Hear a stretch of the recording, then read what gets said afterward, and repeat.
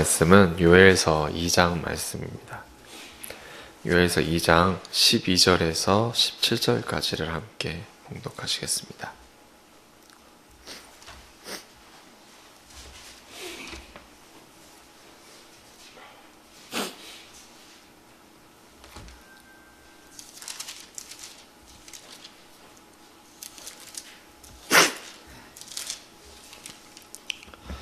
(12절에서) (17절) 함께 봉독하시겠습니다.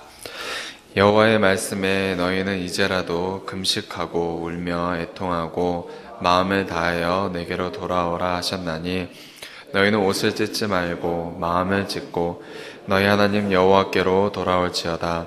그는 은혜로우시며 자비로우시며 노하기를 더디하시며 인애가 크시사 뜻을 돌이켜 재앙을 내리지 아니하시나니 주께서 혹시 마음과 뜻을 돌이키시고 그 뒤에 복을 내리사 너희 하나님 여호와께 소제와 전제를 드리게 하지 아니하실는지 누가 알겠느냐. 너희는 시온에서 나팔을 불어 거룩한 금식일을 정하고 성회를 소집하라. 백성을 모아 그 모임을 거룩하게 하고 장로들을 모으며 어린이와 젖 먹는 자를 모으며 신랑을 그 방에서 나오게 하며 신부도 그 신방에서 나오게 하고 여호와를 섬기는 제사장들은 낭실과 제단 사이에 울며 이르기를 여호와여 주의 백성을 불쌍히 여기소서. 주의 기업을 욕되게 하여 나라들로 그들을 관할하지 못하게 하옵소서. 어찌하여 이방으로 그들의 하나님이 어디 있느냐 말하게 하겠나이까 할지어다. 아멘. 네, 저희가 함께 요엘서를 읽고 있는데요. 요엘서를 읽는다는 것은 여호와는 하나님이시다라는 그의 이름이 의미하는 것처럼 인생들이 보기에는 이 땅에 부처나 알라나 바알, 아세라 등등 많은 신이 있겠지만 오직 여호와 그분만이 하나뿐인 신이심을 증거하는 내용이기도 하고요. 무신론이 만연하고 있는 그런 현대 시대에서는 이 땅에 절대자나 창조주 같은 것이 없다고 그들은 고백을 하지만 여호와께서는 우리를 포함한 인류를 존재케 하시는 하나님, 참된 신이 계시다는 것을 오늘 요엘서, 여호와는 하나님이시다라는 그런 뜻에서 함께 찾아볼 수 있을 것입니다. 요엘이 예언했던 그 시기는 정확히 명시되어 있지는 않기 때문에 우리가 추측을 할 수밖에 없을 것입니다. 주로 신학자들이 이야기하기로는 메뚜기로 인한 큰 가뭄이 있었던 그런 시기라고 추정을 하기도 합니다. 그러나 예레미야나 다른 선지자들처럼 몇몇 선지자들처럼 정확한 시기를 알아야 되는 그런 예언서는 아니라고 합니다. 그래서 우리가 알아둬야 할 그런 시기는 단지 아직 그 남유다 그리고 북이스라엘이 건재하고 있던 그런 시기라고 아시고 그렇게 본문을 살펴보는 것이 좋을 것 같습니다. 어제도 저희가 다루었지만 요엘서는 크게 두 부분으로 나뉘는데요.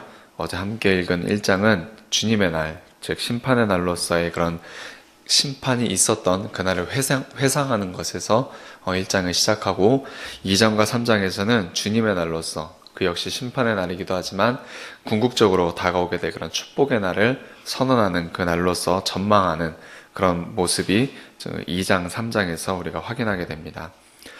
그날은, 즉 주님의 날은요, 주님을 대적하고 배방하는 자들에게는 심판의 날이지만 주님을 신뢰하면서 주님을 따르는 이들에게는 축복의 날임을 알려주는 그런 날이기도 합니다. 요엘서 1장 앞부분에 보시게 되면 극심했던 그런 메뚜기 재앙으로 인해서 그 메뚜기 재앙을 보는 그 통찰로서 요엘이 하는 이야기가 있습니다. 1장 2절 3절을 한번 보시면 늙은 자들아 너희는 이것을 들을지어다. 땅의 모든 주민들아 너희는 귀를 기울일지어다. 너희의 날에나 너희 조상들의 날에 이런 일이 있었느냐. 너희는 이 일을 너희 자녀에게 말하고 너희 자녀는 자기 자녀에게 말하고 그 자녀는 후세에 말할 것이니라. 이렇게 말을 하면서 메뚜기 떼가 날아와서 곡식을 훑어 지나가는 것도 큰 재앙입니다. 근데 4절을 보시게 되면 팥중이가 먼저 지나가고 그 다음에 메뚜기가 지나가고 느치가 지나가고 거기에 보태서 황충까지 이렇게 차례로 습격해서 시기를 점점점 지나면서 먹어야 될 그런 양식들을 다 가져가게 되는 그런 커다란 재앙을 만나게 되는 그런 사건이 일어났었음을 우리는 본문을 1장을 통해서 확인하게 됩니다. 요엘은 그것이 우연히 그냥 어떤 자연재해로 인해서 우연히 일어난 일이 아니라 어떠한 한 의미가 있어서 일어난 사건이다라고 이야기를 하고 있습니다. 그것이 이제 1장 2절에 있는 내용입니다. 너희 조상들의 날에는 이런 일이 정말 있었느냐? 이런 일은 있지 않았었던 일이다 라고 그 사건을 눈여겨보도록 하는 것입니다. 종종 일어나는 그런 단순한 사건이 아니라 요엘은 백성들의 주의를 환기시키면서 이 다시 없을 만한 이 큰 재앙의 원인이 우리 백성의 죄악으로 인해서 여호와 하나님의 진노가 일어난 것이다. 그것에 대한 심판이다라고 1장 15절 그 후반부에서 이야기해주고 있습니다. 그러니까 너희들은 나팔을 불고 경고의 소리를 질러서 백성들로 하여금 이 땅의 주민들을 떨게 함으로써 하나님의 심판을 두려워하게 하라고 2장 1절을 시작하고 있습니다. 그렇게 여호와의 심판의 날을 두려워하게 하는데요. 그 날에 대한 표현이 2장 2절에 나옵니다. 그 날에 대한 표현은 곧 어둡고 캄캄한 날이라고 표현하고 있습니다. 성경에서 주로 빛에 대해서 표현을 할 때 비유적으로 행복하고 즐거운 방향으로 나아가게 하는 그런 빛으로서 표현을 하는데요. 그런 빛이 사라지는 그런 날이 바로 여호와의 날, 심판의 날이라고 이야기하는 것입니다. 마치 대제국에 침략당하는 그런 약소국처럼 행복하고 즐거운 상태를 이제 우리나라는 가질 수가 없구나, 그런 절망에 빠지게 되는, 소망을 사라지게 하는 그런 날이 바로 여호와의 날이 될 것이라고 말을 하는 것입니다. 과거 1장에서는 메뚜기가 재앙의 일꾼이고 집행자가 되었다면, 그래서 유다 땅을 폐허로 만들었다면 2장부터 나오게 될 앞으로 있을 그 큰 재앙은 아수르와 기타 다른 여러 제국들에 의해서 그들을 재앙의 일꾼으로 또한 재앙의 집행자가 되게 하셔서 유다 땅을 소멸하게 하시는 그런 하나님께서 그런 일을 하실 것이라고 보여주시기도 하십니다. 하나님께서는 이미 앞부분에서 여러 예언서들을 통해서 여러 가지 방법으로 이스라엘 백성들의 죄를 훈계하셨고 돌아오라고 말씀하셨습니다. 그러나 그들에게 고칠 소망이 없어지니 주님께서 이제 마지막으로 그들에게 매를 드시는데, 그 마지막 매는 그들을 소멸시키는 그런 매였습니다. 여호와의 날에 임할 그런 어두움과 소멸은 그것이 얼마나 극하고 심한지 2장 4절에서 10절까지 보시게 되면 그 묘사가 잘 드러나고 있습니다. 그러나 하나님과 상관 있는 재앙으로 그들이 봐야 했는데, 이스라엘 사람들은 마음이 교만해서 자신들이 잘못이 없다고 생각했습니다. 그래서 전능하신 하나님께서 징계하셨다는 그런 여러 예언자들의 그런 말을 무시하고 이와 같은 재앙들을 하나님 없이 생각하기 시작했습니다. 그리고 하나님 없이 이 재앙을 보기 때문에 하나님 없이 이 재앙을 해결하려고 하는 그들의 모습을 보이게 됩니다. 메뚜기의 재앙이나 아수르의 침공 같은 그런 일들이 일어날 때 하나님과 상관없는 일로 그들은 보고 자기들의 계획을 세워서 그것을 막으려고 했는 것입니다. 그것은 역사 속에서 드러나는데요. 모든 고난이 죄로 인한 결과는 아니지만 이미 하나님께서는 이 죄 때문에 너희가 재난을 받을 것이고 다른 나라의 침략을 받을 것이고 어려운 일에 봉착하게 될 것이라고 이미 여러 번 말씀해 주셨기 때문에 이스라엘 백성들은 다가오고 있는 이런 여러 재앙들을 하나님과 관계해서 생각했어야 되는데, 그들은 하나님 없이 자기들의 판단으로 하나님과 관계를 먼저 바로잡으려고 하지 않고 하나님과의 관계는 뒷전으로 미룬 채 하나님 없이 자기가 해결하려고 하는 그런 어리석음을 보였습니다. 그래서 여호와 하나님께서는 11절에 이렇게 언급하시는 겁니다. 2장 11절을 함께 봉독하시겠습니다. 여호와께서 그의 군대 앞에서 소리를 지르시고 그의 진영은 심히 크고 그의 명령을 행하는 자는 강하니 여호와의 날이 크고 심히 두렵도다. 당할 자가 누구이랴. 아멘. 이 말씀은 여호와께서 이스라엘의 군대 앞에 서시겠다는 것이 아니라 이스라엘을 치러 오는 군대 앞에서, 그들 앞에서 내가 명령을 해서 그 군대를 이끌고 가시겠다고 표현하시는 내용입니다. 즉 아까 말씀드렸던 이스라엘 백성들은 자신들에게 오는 재앙이나 그런 아수르, 그런 이방 제국들의 공격이 하나님과 상관없을 깊이 생각을 해서 자기들이 스스로 그것을 해결하려고 했지만 하나님께서 11절처럼 자기가 말씀해 주시는 것입니다.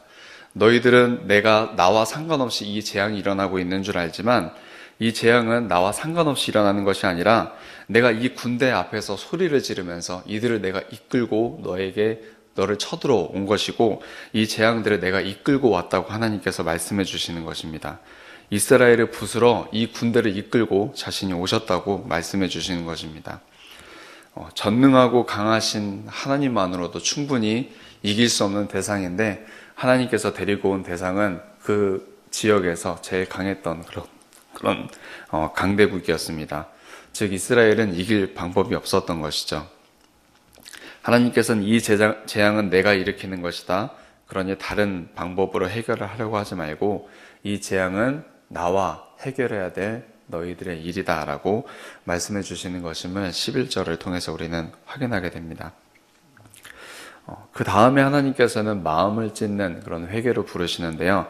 그것이 오늘 함께 읽었던 본문의 내용입니다.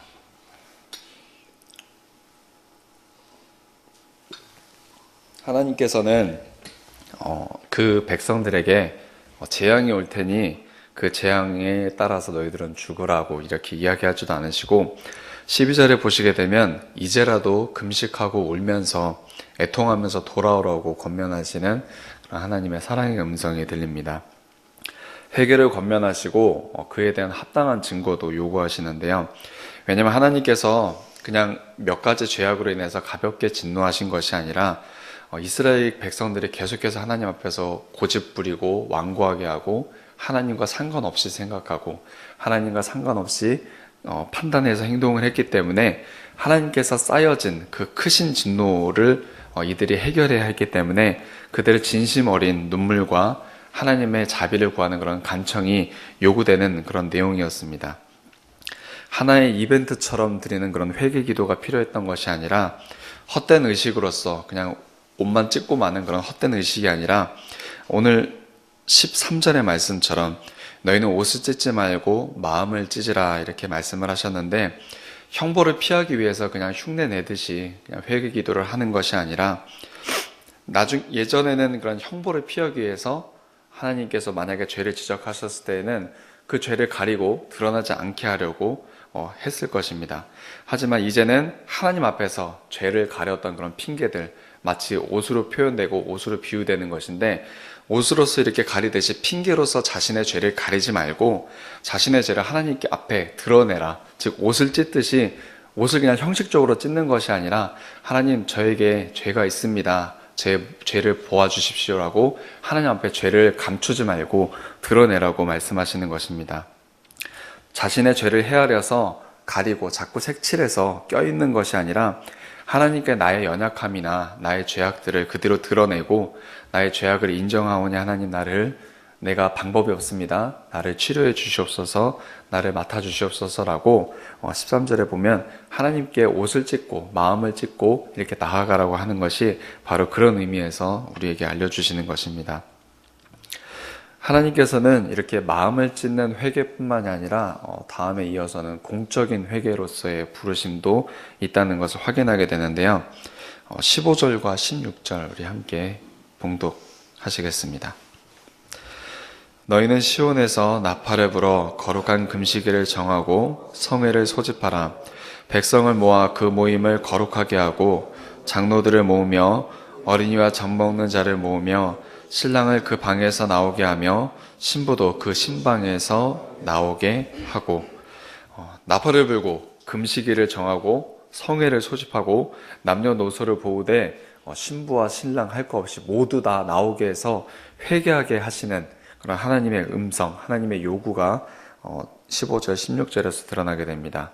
즉 이것은 지금 이스라엘에 이루어지고 있는 이 죄악이 한두 명이 회개한다고 그것이 하나님의 진노가 돌이켜지는 그런 죄악이 아니라 범국민적으로 거국적인 범죄가 일어난 것이기 때문에 거국적인 회개, 즉 공적인 모두가 함께 모여서 드리는 그런 회개의 기도가 필요하다고 이야기하고 있는 것입니다. 전 국민에게 범죄가 가득하니 하나님께서 징계하신 것이고 범국가적인 회개가 필요한 실정이라고 말씀하시는 것입니다. 요즘 그 뉴스를 보시게 되면 최씨 일가의 그런 사건 때문에 많은 그런 사회 전체가 몇 사람을 욕하고 있는 그런 실정입니다. 물론 욕 얻을만 하고 그들을 욕해야 하는 것이고 그들을 벌해야 되는 것이 당연할 것입니다. 하지만 우리가 그 중에서도 잊지 말아야 할 것은 하나님께서는 그 한 사람들을 향해서만, 몇 사람들을 향해서만 그들의 죄에 대해서만 진노를 하고 계신 것이 아니라 지금은 정치만 지금 우리나라로 돌아볼 때 정치에서만 죄가 드러나고 있는 것이 아니라 사회나 경제나 학교나 교회나 모든 곳에서 지금 죄가 드러나고 있는데 그냥 그것이 워낙 크고 또한 워낙 강렬한 것이기 때문에 또 배신감도 많이 우리가 느끼고 있는 그런 부분들이기 때문에 그것이 우리가 진노하고 우리가 지금 그들을 판단하고 있는 것이긴 하지만 오늘 이 말씀을 유추해서 우리가 살펴볼 때에는 우리가 잊지 말아야 할 것은 우리는 몇몇 사람에게만 진노하는 경우가 많지만 하나님께서는 그 한 사람에게만 진노하고 계신 것이 아니라 사회 전체에 진노하고 계시는 경우가 많다는 것을 우리는 확인할 수 있습니다. 우리는 최 씨나 그런 박 대통령보다는, 그러니까 몇몇 그런 사람들보다는 내가 그들보다는 낫다고 아마 생각하면서 뉴스를 보게 될 것입니다. 하지만 이스라엘 백성들도 그 당시에 자신들의 왕을 보면서 그렇게 생각했을 것입니다. 그 당시에 악한 왕은 성전에 많은 우상들을 가지고 왔고 성전에서는 행하지 말아야 됐던 그런 많은 더러운 짓들을 행했던 그런 왕들입니다. 그 왕들을 보면서 백성들도 왕이 저 정도인데 나는 어떨까? 나는 괜찮다. 스스로 의롭다 생각해서 그들은 하나님께서 회개를 계속해서 요구하시는데 왕도 저 정도 죄를 짓고 회개 안 하는데 내 죄가 무슨 죄처럼 여겨질까 하면서 하나님께서 공적인 회개로 계속해서 부르시는데도 그들이 회개하지 않았다고 성경은 표현하고 있습니다.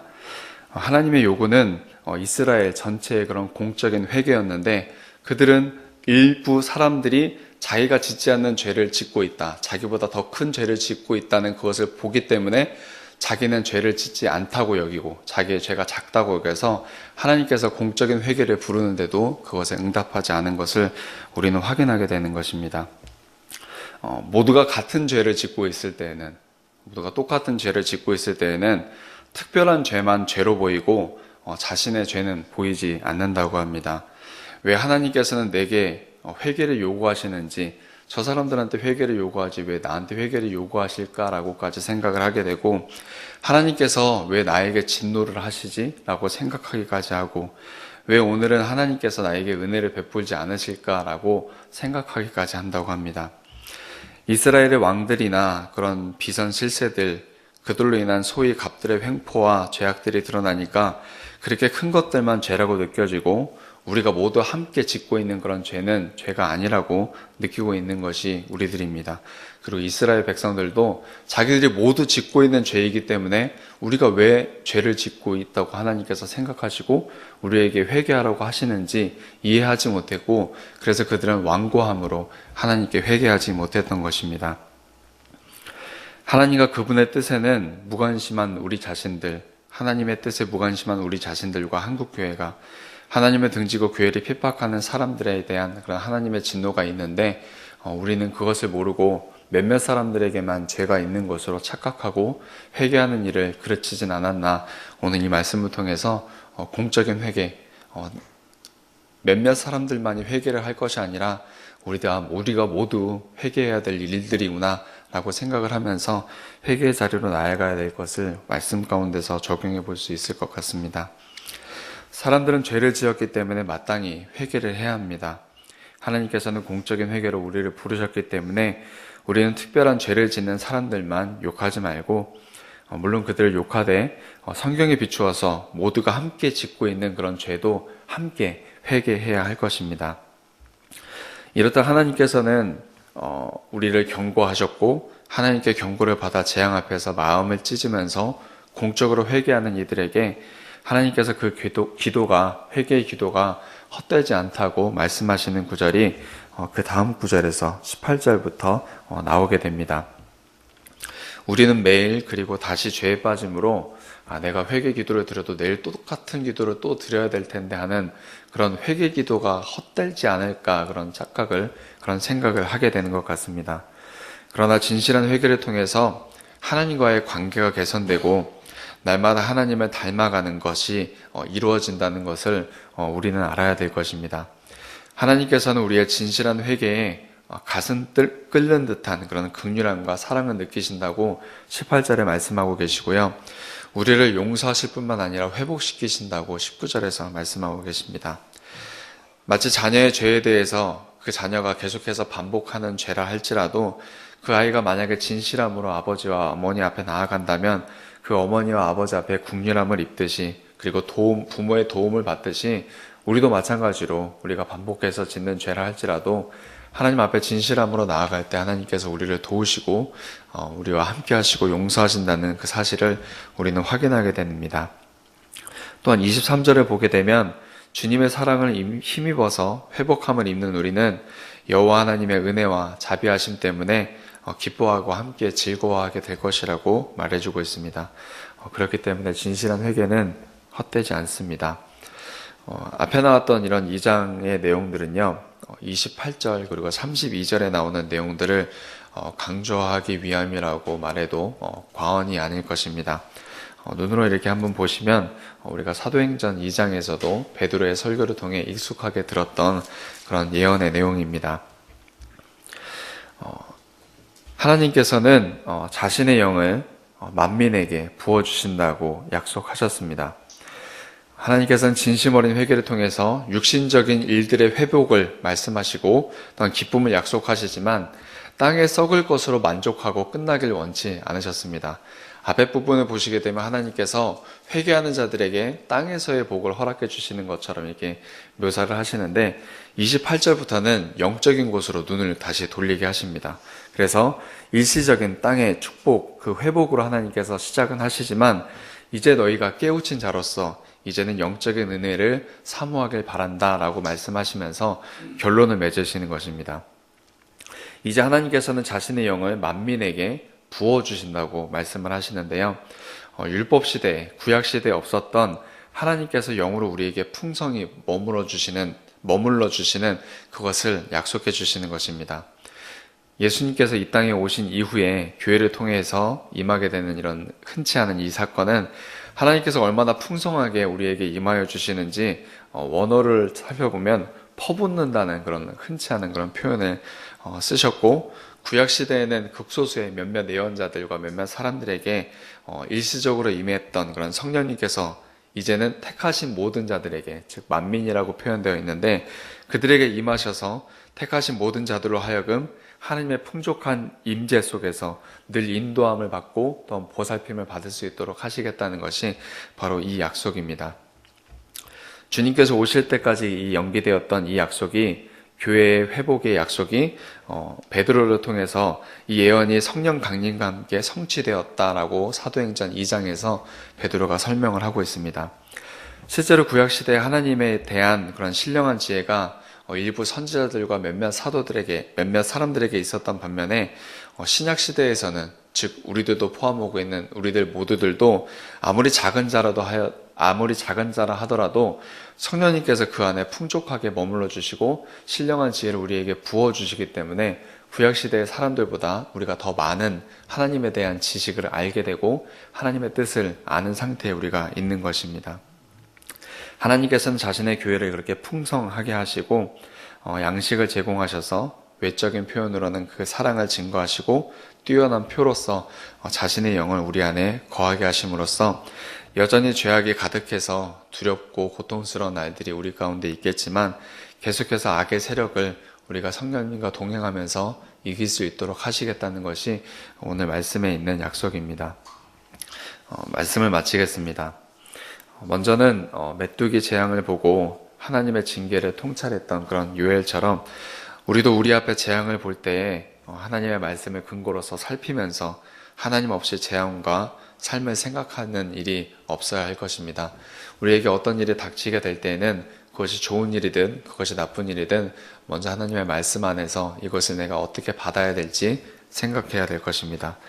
또 하나님께서 회개의 자리로 부으실 때에 왜 나를 회개의 자리로 부르지라고 생각할 것이 아니라 스스로 죄 없다 하지 아니하고 모두가 죄 짓는 죄라 할지라도 내가 짓고 있는 이 죄를 말씀은 무엇이라고 판단하고 있는가 살펴보면서 하나님께서 죄를 회개하라고 초대하실 때 같이 회개하는 그런 자리로 나아가야 할 것이고, 마지막으로는 주님께서 우리 안에 거하심으로 영적인 은사와 풍요로움을 우리에게 주셨는데요.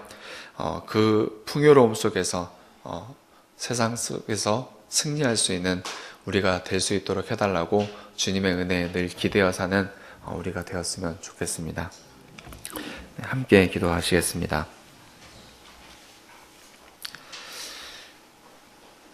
하나님 아버지, 오늘 아침도 하나님 말씀에 귀 기울이게 하시고 주님의 교훈에 따라 살 수 있도록 하시니 감사드립니다.